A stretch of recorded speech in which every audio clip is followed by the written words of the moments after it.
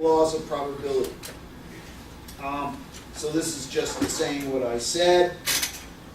And now we'll do a little probability game. So here's a dice, right? So now you're going to gamble. I teach everybody how to play craps, but we don't have enough time how to play craps. But we'll get the basics down here. All right, so there are 6 numbers on a die, right? Exactly 6. And each one has an equal probability of appearing if it's a good die, right? So I mean, you can load die. Unloaded die, this is what you can expect, right? So what's the probability of rolling 1? 1/6, right? Now, if I say and, then multiply. All right, just remember that rule. So, Justina rolls 2 dice. What is the probability of her rolling boxcars or cornrows? That's common parlance in craps for 2 6s. Okay? It's called boxcars or cornrows. So, what is the probability of getting 2 6s in a row? You know what the probability of getting 1 6 is, right? What is it? 1/6. 1/6. What's the probability of getting 2 6s in a row? 1/36. 1/36. So this is true if you play Monopoly or any game like that where you throw 2 dice simultaneously. Doesn't matter whether I throw 1 dice and then throw it a second time or whether I throw 2 at the same time. Doesn't matter. They're independent of that dice, so it's 1 in 36. So you only have 1 in 36 chance of throwing a boxcar. Now, there it is. There's boxcars. Also, of course, cornrows. I don't understand where they get boxcars from it. But cornrows make sense because it looks kind of like that. All right, or then add. What is the probability that your Tunde will roll either a 6 or a 1 with 1 dice? 1 die. I have 1 die, and I ask, what is, I'll pay you if you roll either a 6 or a 1. What's her probability? 2 out of 6. 2, 6. Everybody says 2, 6, right? Because it's 1/6 that she'll get a 6, 1/6 she'll get a 1. Add them together. That's 2 6. We could reduce the fraction to 1/3. It doesn't matter. 2 6, 1/3. On a test, they're the same. If Justin rolls a 6 first with 1 die, I'll roll a 6 first. What is the probability of the next roll being 1? 1/6. Everybody agree with that? Mm-hmm. If I roll, I have a die here, I throw it, I get a 6. And I pick it up, and I throw it again. What's my probability of getting a 1? 1/6. It's 1/6 again, because they're independent events. That's like 2 matings in the same family, right? 2 matings in the same family, right? So you can think about my eye colors now. We have a little bit more information there because I did do a test cross with my wife. She is blue-eyed, so she's little b, right? And I have 3 children. 1 of them has brown eyes, 2 have blue. What is my genotype? I'm a heterozygote, right? Have to be, right? I have to be. And my 2 blue-eyed children, what's their genotype? How much recessive? They're both little b's, right? And what is the genotype of my brown-eyed child? Big B, little b, right? Has to be big B, little b. So because they're independent. They're independent. The 2 children, all 3 children are determined independently. The sum of all probabilities describing a single event is 1. That's a really important thing to consider.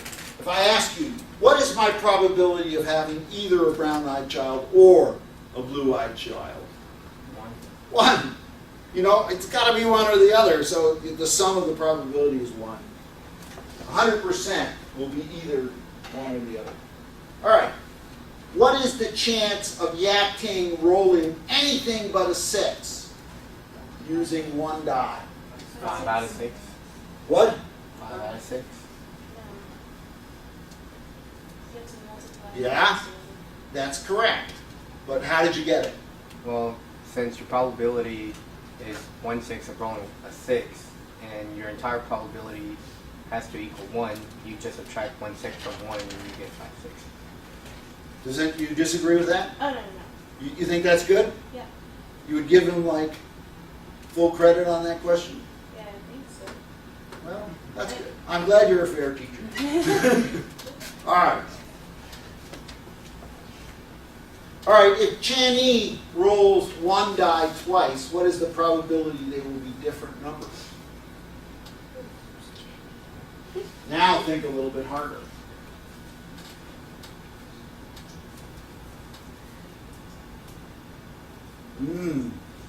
Your eyes are swimming back in your head. You got any guess about how you do it?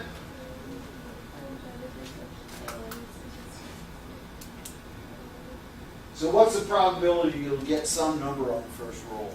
1/6. 1. Some number. You're going to get some number on the first roll. It's 1, right? Now, the next number you have to get can be any of 5, not the one you just rolled. So would it be 5 out of 36? So you have, the first one is going to occur, right? So that's like me asking you, what's the probability that a 5, you won't roll a 5 on the next turn, right? So it's 5/6, right? It's the same question as the one above. All right, very good. So we go back to this, and everything is done by the same laws of probability. So we can say that in a monohybrid cross, is what we call this, a monohybrid cross, because both are heterozygotes, and we're only following one gene on one chromosome, then the genotypic ratio, probabilities are 1/4, 1/2, 1/4, and the phenotypic probabilities are 3/4 and 1/2. And of the normal individuals in a dominant recessive relationship, 2/3 will be carriers. All right. So maybe we'll skip this one. Or are you enjoying this at all? Yes. All right. So the only one person is enjoying it. If you're enjoying this at all, we'll do these.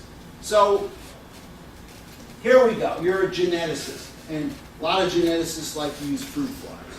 If you do some research in the biology department, which you might do over the course of your 4 years, we have a number of students who do research and get credit for it, so it's very important. Then you might do Drosophila. So you have one pure breeding brown eyes strain of flies. So every fly, no matter how many times you mate them with one another in the population, always has brown eyes. And one pure breeding strain with red eyes. And it turns out that the red-eyed ones are recessive to the brown-eyed ones. So we say that brown is a dominant allele, okay? But we know they're both homozygous strains. Now we put them together and we mate a female red eye with a male brown eye, or vice versa. It doesn't matter, male or female, because it's an autosomal trait. And now we expect 100% of the next generation to be brown-eyed. Does everyone agree with that? 100%. All right. Now we're going to take those big B, little b flies, because that's what they have to be, right? From one parent they got a little b more. And we're going to mate them. And that's the monohybrid cross. And now, thinking with your probabilities that you had from the last thing, if a geneticist picks 4 flies at random from the F2, what is the probability of getting all brown-eyed flies? Well, first of all, what's the probability of getting a brown-eyed fly? Does anyone know? Out of this cross. No matter, you just look for a brown-eyed fly. What's the probability of getting a brown-eyed fly? Let's go back to our punnets, because some of you are, this is like crossing big B, little b, right? It's the same with P, right? P, B, I don't care. So we expect what percentage of the flies to be brown-eyed, the dominant? 2/3, right? 2/3, everyone to go with this? 2/3? 2/3, no one agrees. Back there, you don't agree. Why not? Because I'm going to cross a big B, little b with a big B, little b. So to get all of these people, all of these flies will be brown-eyed, right? Every one of them. So the probability should be just exactly what my doubter back there said, 3/4. Right? Not 2/3, but 3/4. You see, she stuck to her guns. She looked at me like I was a criminal. And she knew I was making a mistake, and she stuck to it. And so, yeah, you're right. So 3/4 is exactly what we can expect. And here we go. Remember 3/4 from back here? It's the same thing. So what is the probability that if I just at random pick out of the population 3 flies, that they will all be brown-eyed? The probability of picking the first one is 3/4, right? Probability of picking the second one is 3/4. Probability of picking the third one is 3/4. So it's again 27/64, right? Okay, that's good. Should be, I hope so.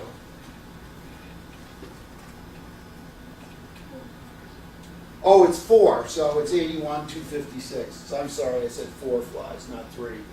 It's 3/4 times 3/4 times 3/4 times 3/4 or 81/256. What's the probability of all red-eyed flies? 1 under 256. So it's 1/4 times 1/4 times 1/4 times 1/4. All right? Good.